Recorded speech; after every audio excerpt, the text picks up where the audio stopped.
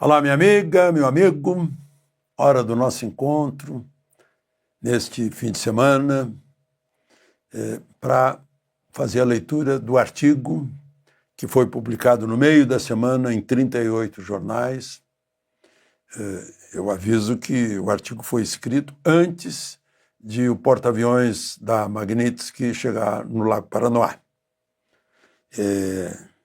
Mas já está meio profético o artigo, né? Porque a gente já esperava. Então, vou fazer a leitura para vocês com comentários nas entrelinhas. Não esqueça de se inscrever e, ao final, de deixar o gostei ou não gostei. Vamos, então, às entrelinhas.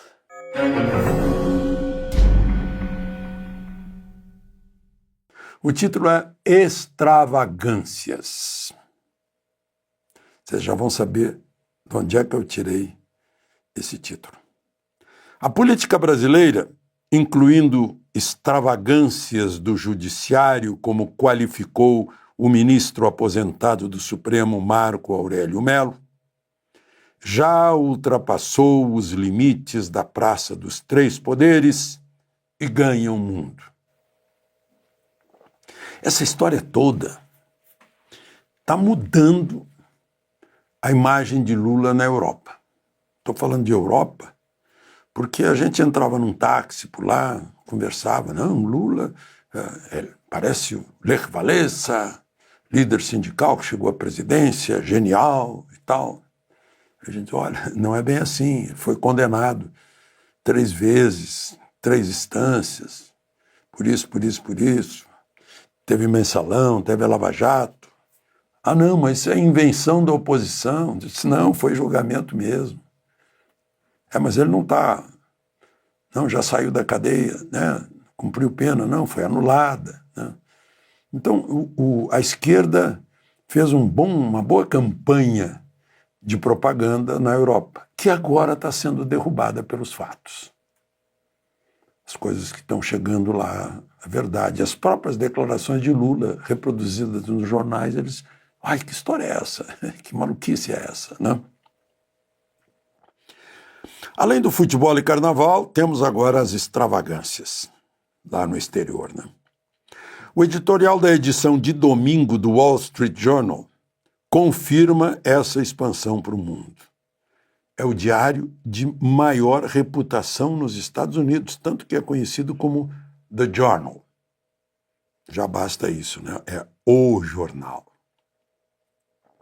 Publicado pelos criadores do índice Dow Jones, e tem a idade da nossa república, ele é de 1889. Pois o editorial de domingo, a edição de domingo é a mais importante de todos os jornais do mundo, entrou no varejo do Supremo com o caso Felipe Martins, exigindo que Trump investigue com transparência a falsificação da entrada de Martins nos Estados Unidos e afirmando que ele deveria estar em liberdade. Puxa, nenhum jornal brasileiro fez isso. O Wall Street Journal tem que fazer isso. Isso equivale mais ou menos a dizer assim, o Senado brasileiro não fez, o Trump deve que fazer. Gente, que vergonha. Vergonha para a mídia tradicional, vergonha para o Senado brasileiro. Vergonha para nós, que não pressionamos o Senado quando deveríamos. Eu lembro, eu dizia para as pessoas, gente, não adianta estar aí na frente de quartel, tem que estar na frente do Senado. Bom, segundo parágrafo.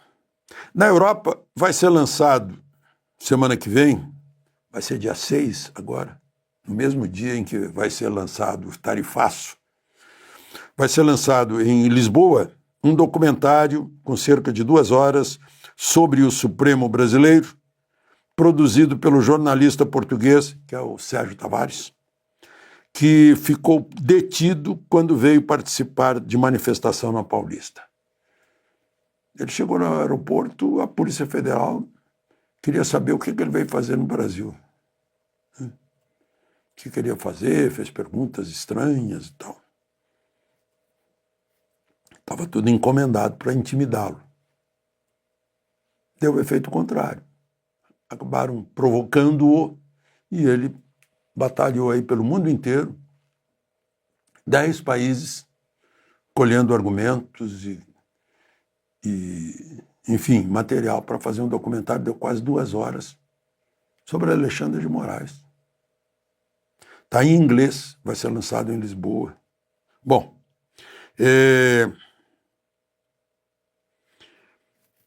volta e meia, o Washington Post dá a opinião criticando a Suprema Corte brasileira.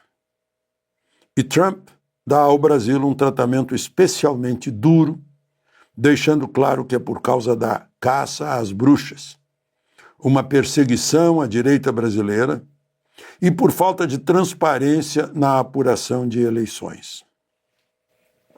Gente, está tudo na nossa Constituição, não precisa pegar nada dos Estados Unidos. A primeira emenda lá da liberdade de expressão está no artigo 220 e no artigo 5º da nossa Constituição.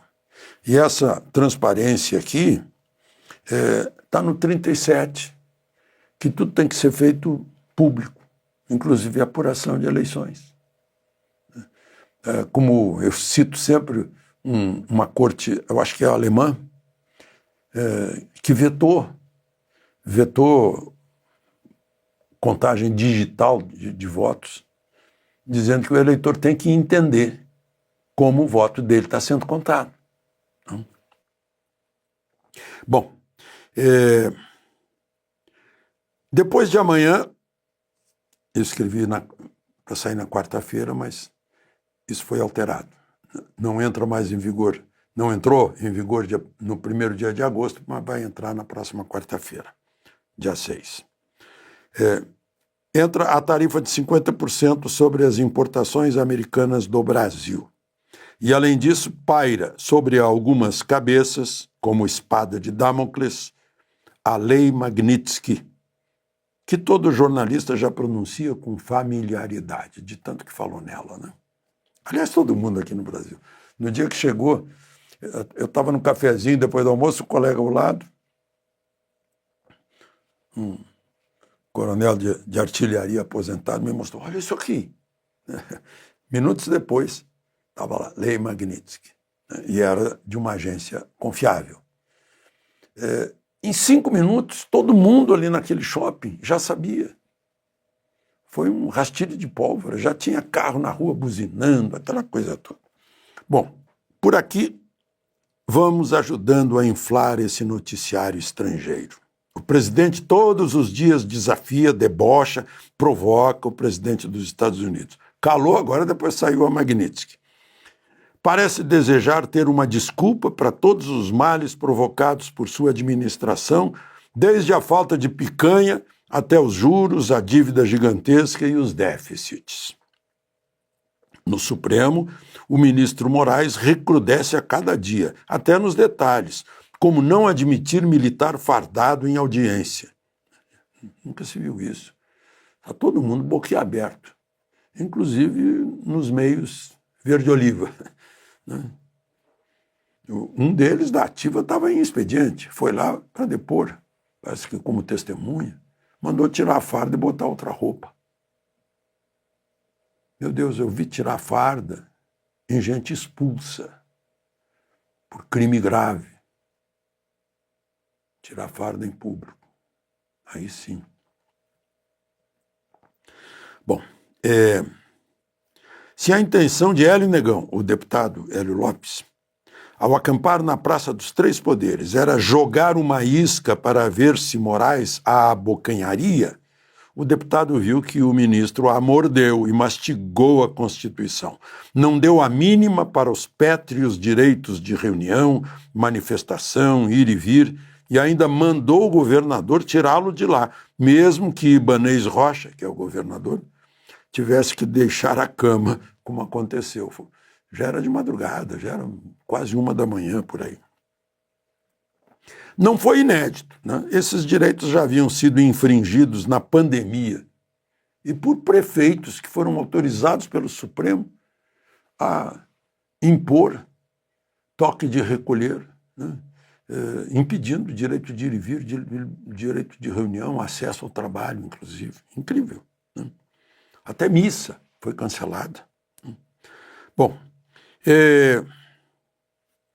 a remoção do deputado Hélio Negão das proximidades da Câmara Federal foi incluída no inquérito das fake news, que é de 2019. Nunca se viu um inquérito que durasse 6 anos. Né?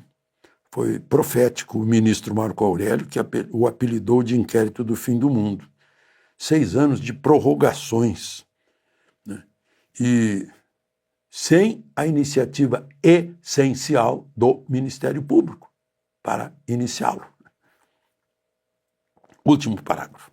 As inconstitucionalidades são conhecidas há anos, conhecidas da mídia, da OAB, dos juristas, dos professores de direito, mas estão escondidas nas consciências, as inconstitucionalidades, nas consciências dessa gente. Vergonha nossa estarem essas extravagâncias nos principais jornais americanos, europeus, mas não nos nossos, com a veemência com que devam ser tratadas infrações graves a direitos fundamentais. Vergonha nossa estarem na boca do secretário de Estado e do presidente americano, mas não na boca do presidente da OAB Nacional ou do presidente do Senado. Com o Senado omisso, um deputado foi pedir socorro a Trump, Eduardo Bolsonaro. Alegam que Trump ataca a nossa soberania, mas não mostram soberania suficiente para defender a própria Constituição do Brasil, que é a maior das leis. É a que limita o poder do Estado para que a nação seja livre para pensar, debater, criticar, fiscalizar, eleger. Agora, temos uma extravagância política. Um chefe de Estado estrangeiro defendendo direitos previstos na nossa Constituição sem ter jurado defendê-la, como jurou Lula. De Brasília, Alexandre Garcia.